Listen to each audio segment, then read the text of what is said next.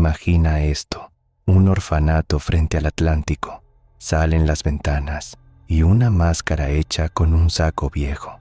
No tiene sonrisa, solo 2 botones cosidos donde deberían estar los ojos.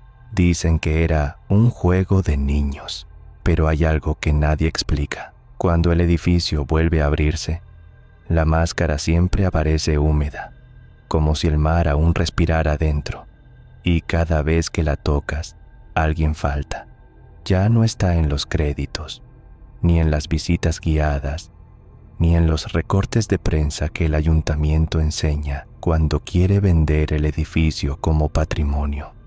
Está en lo que falta, en la pared recién pintada que no termina de secar, en el candado nuevo sobre una puerta que siempre fue vieja, en ese hueco del plano donde, según el arquitecto, no debería caber nada, y sin embargo cabe una vida.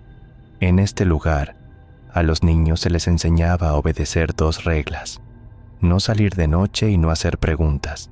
La segunda era la más importante, porque era la que mantenía a los adultos tranquilos.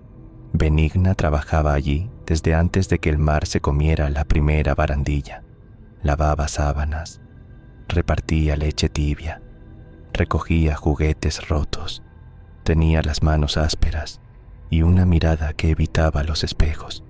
Cuando alguien le preguntaba por qué nunca se arremangaba del todo, respondía con una broma seca y cambiaba de tema. Y cuando el director pasaba lista, Benigna bajaba la cabeza como si rezara. En el sótano había humedad, sí, pero también había otra cosa, un silencio demasiado preciso, como si alguien lo hubiese colocado a propósito. Algunos niños decían oír un roce detrás de los muros cuando apagaban las luces. Otros juraban que una noche vieron una sombra pasar por el pasillo sin tocar el suelo. Nadie les creyó. En un orfanato la imaginación siempre es una palabra útil para cerrar una conversación. La primera vez que la máscara apareció fue sobre una silla plegable, al lado de un cubo de limpieza, saco de arpillera, costuras torcidas, botones oscuros. Benigna la tomó rápido, la escondió bajo el delantal y miró alrededor con la misma expresión de alguien que ha visto caer un vaso y sabe que el ruido va a delatar algo más grande. Arriba, el libro de incidencias tenía páginas arrancadas. Donde debía decir accidente, solo quedaba tinta corrida y huella de un dedo. Y cada tarde, al sonar la campana, Benigna contaba un plato más, aunque nadie se sentara. Si quieres que siga y te cuente qué había detrás de esa puerta y por qué el mar no era el peor peligro, dale like y suscríbete. Benigna no tuvo un embarazo que pudiera permitirse en voz alta. En el orfanato las mujeres no tenían hijos, trabajaban, tragaban cansancio, y cuando el cuerpo pedía algo, se lo callaban. Las contracciones le llegaron de madrugada. La partera vino por la puerta de servicio. El director no preguntó. Afuera el viento del mar hacía vibrar las ventanas como si alguien probara cerraduras. Tomás nació con el rostro deformado, no como una herida, sino como una mala forma desde el principio. La piel tiraba en un lado, la nariz era irregular, la boca parecía no encontrar su sitio. Su llanto no llenó la habitación. Raspó el aire, corto, fatigado. Benigna lo apretó contra el pecho y sin mirar a nadie, pidió una sábana, no para envolverlo, para taparlo. No fue una decisión de amor o vergüenza, fue miedo práctico. Ella había visto cómo los niños convertían cualquier diferencia en juego, así que lo escondió donde nadie miraba, en un cuarto bajo el sótano, detrás de estanterías de cubos y detergente, con una puerta estrecha que se confundía con la pared. Allí olía a lejía, humedad y metal. Montó una cama con mantas robadas del almacén, dejó un cuenco para el agua y una lámpara que solo encendía minutos, lo justo para comer y limpiarlo. Tomás creció aprendiendo el mundo por sonidos, pasos arriba, carros de comida, llaves, risas que rebotaban por el pasillo. Cuando los niños corrían, el techo temblaba y él contaba los golpes como si fueran horas. A veces pegaba la oreja a la puerta y se quedaba inmóvil, buscando una voz concreta, la de su madre.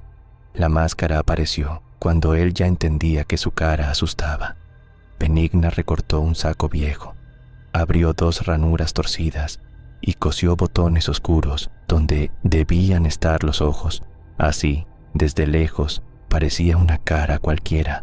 Tomás la aceptó como piel. Sin ella se encogía, respiraba rápido, evitaba el espejo roto del rincón. Con ella caminaba, tocaba la pared, se acercaba a la puerta y escuchaba, quieto, como si el silencio fuera suyo.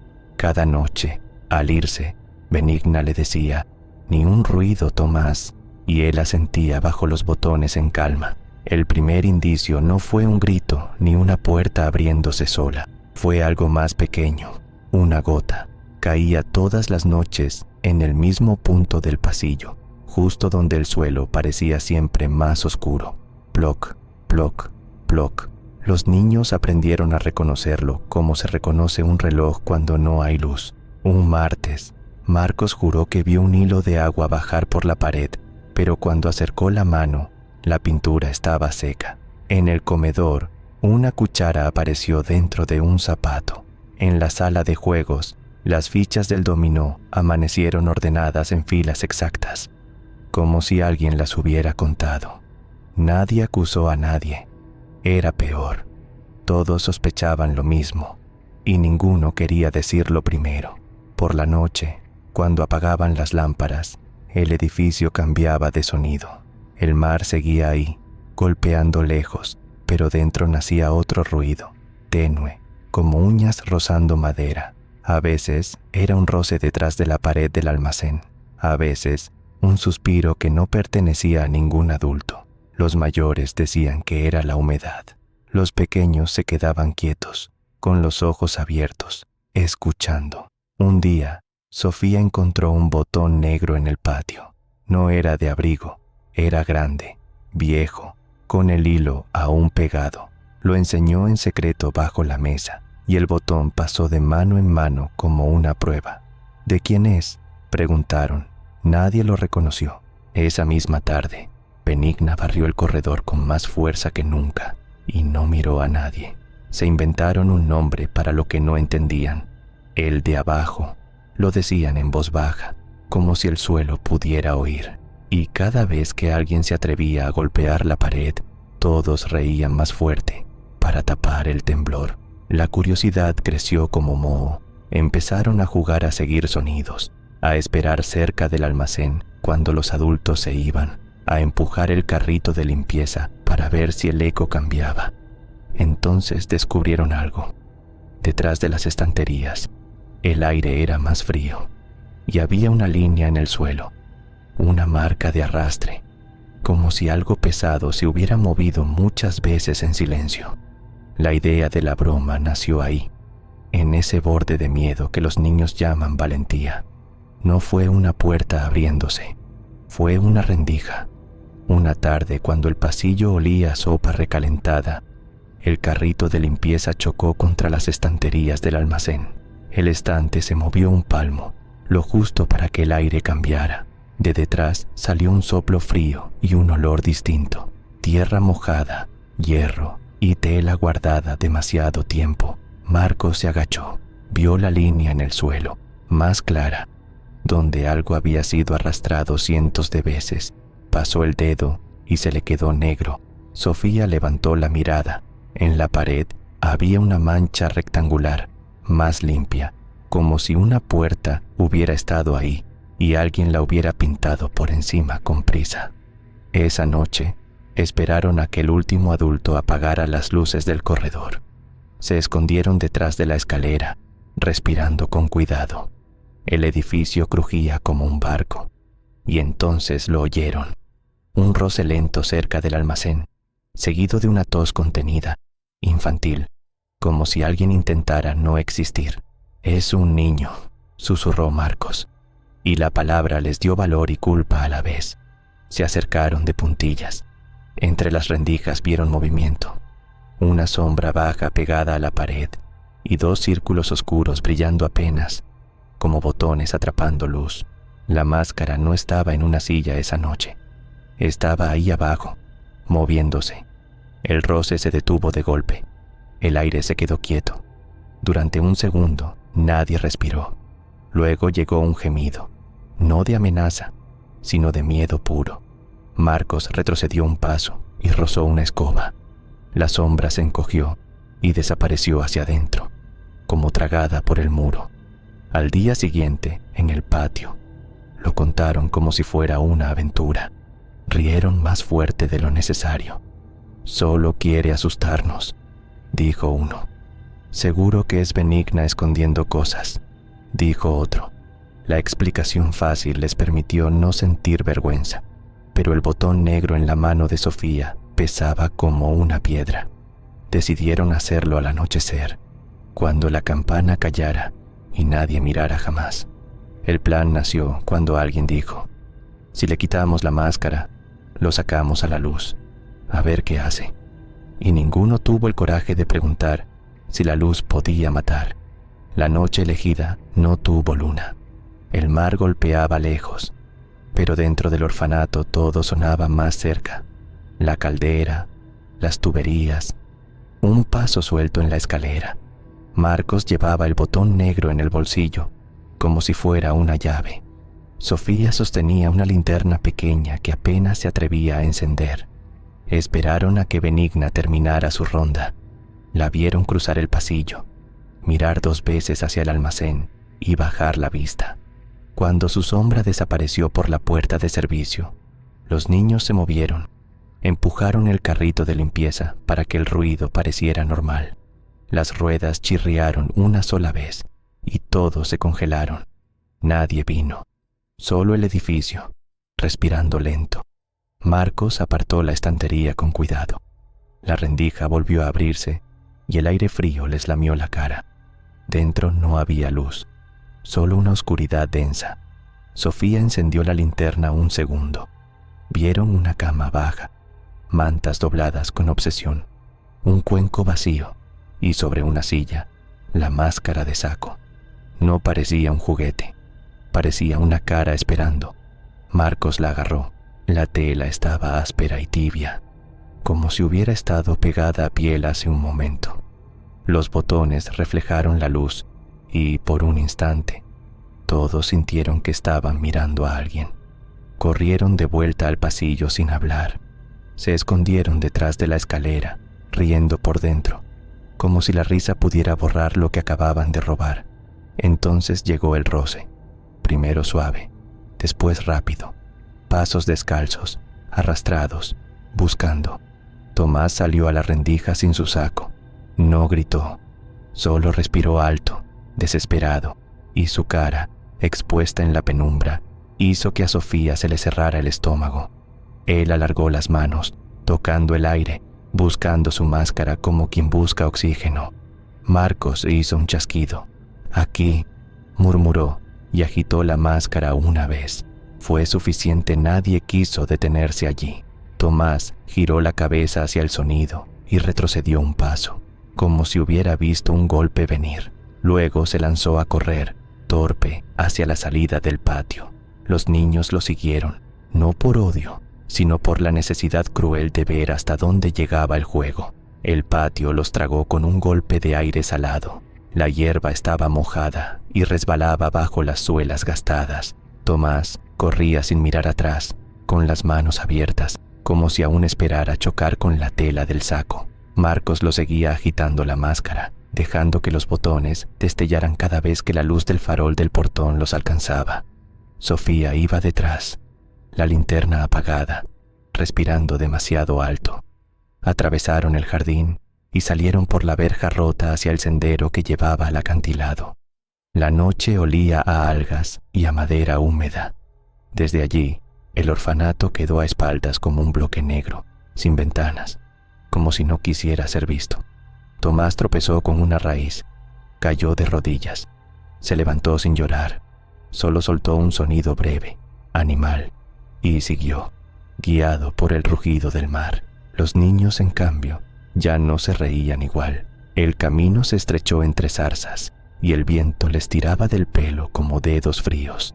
«Devuélvesela», murmuró Sofía, pero su voz salió pequeña, perdida. Marcos no contestó. Necesitaba terminar la broma para no admitir que se había pasado. Cuando el suelo empezó a inclinarse, apareció la entrada a las cuevas, una boca baja en la roca, marcada por salitre. Tomás se detuvo un segundo, escuchó y se metió dentro. Era el único sitio donde la oscuridad era completa, donde nadie podía ver su cara. Los niños lo siguieron por impulso, chocando hombros, riéndose por miedo. Dentro, el aire era más frío y pesado. Goteaba desde el techo y el suelo estaba cubierto de arena húmeda. La marea estaba subiendo. Se oía el agua avanzar en golpes lentos, como pasos en un pasillo. Marcos levantó la máscara como premio. «Ven», dijo, y su voz rebotó rara en la piedra. Tomás avanzó a ciegas, buscando el sonido, y el mar siguió acercándose sin prisa. Más adentro, el túnel se bifurcaba y el eco confundía todo. Sofía recordó lo que decían los pescadores: no entrar con pleamar, pero allí no había señales, solo roca. Marcos soltó una risa seca y la máscara volvió a crujir en su mano. Tomás rozó la pared y se pegó a ella, temblando sin atreverse a pedirla en voz. El agua empezó como un murmullo, luego como un arrastre, una lengua fría que lamía la arena y se retiraba, volviendo cada vez más lejos. Tomás lo oyó antes que ellos. Se quedó quieto, pegado a la roca, respirando rápido, y sus dedos buscaron un borde, una grieta, cualquier cosa que no fuera el aire vacío. Marcos dio un paso hacia atrás para provocar, para seguir mandando. El talón le resbaló, una piedrecilla cayó y el sonido se hundió en la oscuridad. En ese instante, la linterna de Sofía se encendió por puro pánico y la cueva se llenó de luz temblorosa. Vieron el túnel estrecho, la bóveda sudando y el agua entrando ya sin pedir permiso. Vieron también la cara de Tomás. No era monstruosa en la luz, era humana, frágil, como una máscara que se hubiese derretido antes de secarse. Su mirada, sin botones, no sabía dónde posarse. Buscaba la tela como si fuera su nombre. «Devuélvesela», dijo Sofía, y esta vez fue un ruego. Marcos apretó la máscara y no supo por qué no la soltaba. Si la devolvía, todo lo que habían hecho se convertía en crueldad. Si no, seguía siendo un juego. Eso se repetía en su cabeza, como una oración sucia. El agua les mojó los tobillos. El frío subió por las piernas como una mordida. Marcos intentó reír, pero la risa se le rompió. Tomás dio un paso hacia él, torpe, y extendió las manos. Marcos retrocedió por reflejo y chocó con la pared equivocada. El túnel que creían salida era un callejón de piedra. El mar apretó. El nivel subió hasta las rodillas. La linterna parpadeó. En el caos, Marcos lanzó la máscara hacia adelante, no para devolverla, sino para quitársela de encima. La tela cayó sobre el agua y flotó un segundo, girando. Tomás se lanzó a por ella. La ola siguiente la empujó hacia la grieta más baja. Tomás metió la cabeza, los hombros, forcejeó. La corriente lo tomó como toma una sábana, sin esfuerzo. Los niños gritaron al fin, pero sus voces se ahogaron en el mismo eco que habían usado para reír. Cuando lograron salir, el mar seguía subiendo detrás y la cueva quedó respirando sola. Afuera, la espuma borró sus huellas en segundos allí. No dijeron la verdad al volver. Llegaron mojados, con arena pegada a las piernas y el miedo mordiendo desde dentro. Marcos llevaba las manos vacías. Sofía apretaba la linterna como si fuera un objeto robado. Se miraron una vez y ese vistazo fue un pacto. Si lo nombraban, se volvía real. El portero los vio en el patio y preguntó qué hacían fuera. Marcos soltó lo primero. Fuimos a la playa. Se nos hizo tarde. El hombre olió el mar en ellos, pero los empujó hacia el dormitorio y cerró la puerta como quien tapa una grieta. Esa noche nadie durmió. Sofía lloró sin sonido, con la cara hundida en la almohada. Marcos le susurró que parara, no por dureza, sino porque temía que cualquier ruido trajera a un adulto al almacén. A la mañana siguiente faltaba un plato en el desayuno. El director leyó la lista rápido, sin levantar la vista. En un orfanato, lo que no se mira tarda en existir. Los niños mayores buscaban con los ojos una señal, una palabra, una pregunta que abriera la compuerta. No hubo ninguna. Benigna llegó tarde, con el delantal torcido y las manos temblando. Fue directa al almacén. Apartó las estanterías con una fuerza que no era suya. La puerta oculta estaba abierta, la cama revuelta, el cuenco volcado. Sobre la silla, nada, ni saco, ni botones. Solo un hilo arrancado pegado a la madera. Subió al pasillo. Encontró a Sofía pálida y a Marcos con los ojos clavados en el plato. Benigna entendió sin que le hablaran. Salió por la puerta de servicio y bajó hacia la costa sola, como si pedir ayuda fuera a confesar. La pleamar había borrado casi todo. En la boca de la cueva, la espuma dejaba burbujas y silencio. Benigna gritó un nombre que nadie debía conocer. La roca se lo devolvió pequeño, inútil. Metió los pies en el agua, tanteó la pared, buscó la tela áspera del saco y solo tocó frío. Cuando regresó al atardecer, traía las manos vacías y la mirada apagada. Esa noche el director escribió en el libro: desaparición, posible fuga. Luego arrancó otra página y la echó al fuego, para que el humo se llevara lo que el mar no devolvió. Y el miedo hizo todo el resto. Años después, el edificio volvió a abrir los ojos hacia el mar. Laura llegó con las llaves en la mano, convencida de que la madera vieja podía convertirse en hogar si se le quitaba el polvo y se le devolvía la risa.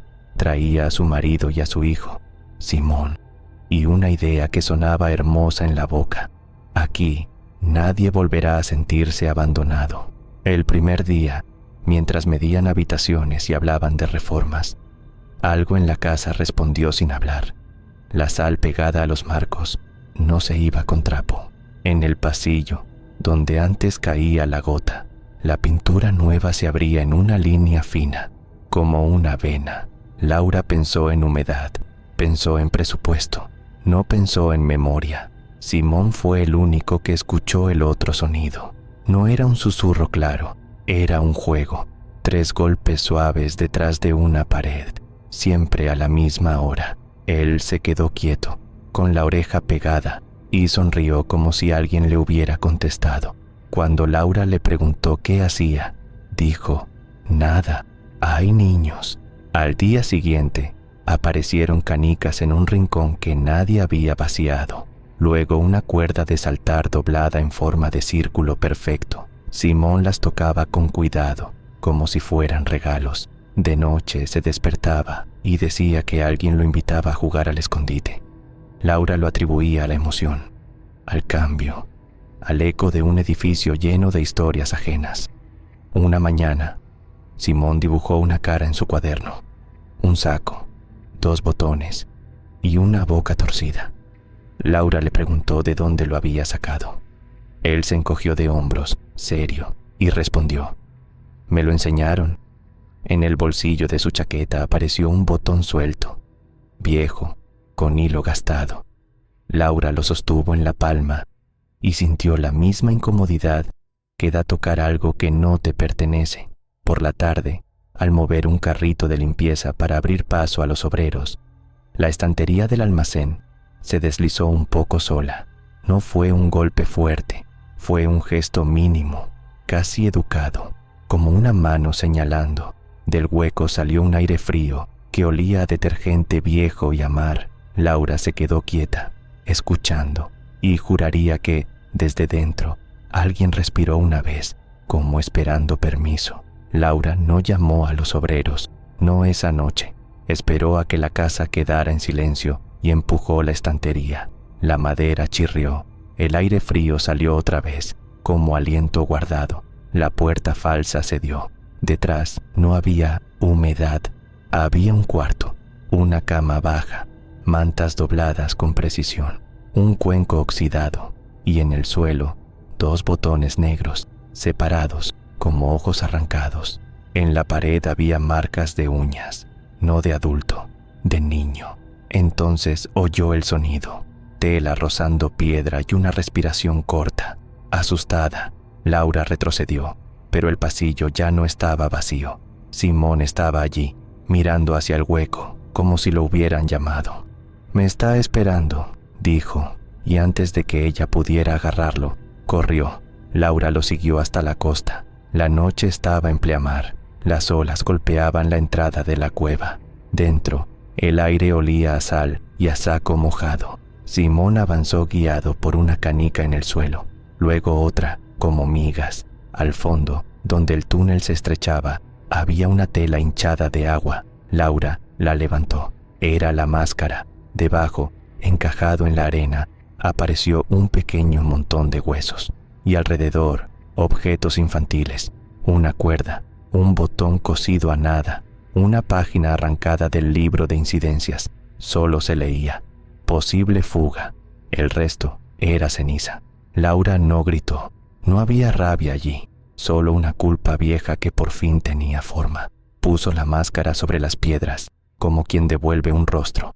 Tomó a Simón de la mano y salieron mientras la marea subía, lenta, paciente. Al volver al orfanato, el edificio estaba quieto. Por primera vez no hubo golpes en la pared, ni gotas. En el umbral del almacén, alguien había dejado 2 botones alineados, perfectos, como si dijera: ahora ya sabes. En la cocina, la pintura nueva se agrietó sola, y junto a las huellas de Simón aparecieron otras, pequeñas y mojadas, rumbo al sótano. Eso fue todo. Si has llegado hasta aquí, deja un like y suscríbete para más historias oscuras. Y ahora dime en los comentarios, si hubieras sido uno de esos niños, ¿habrías confesado aquella noche o también habrías callado para siempre?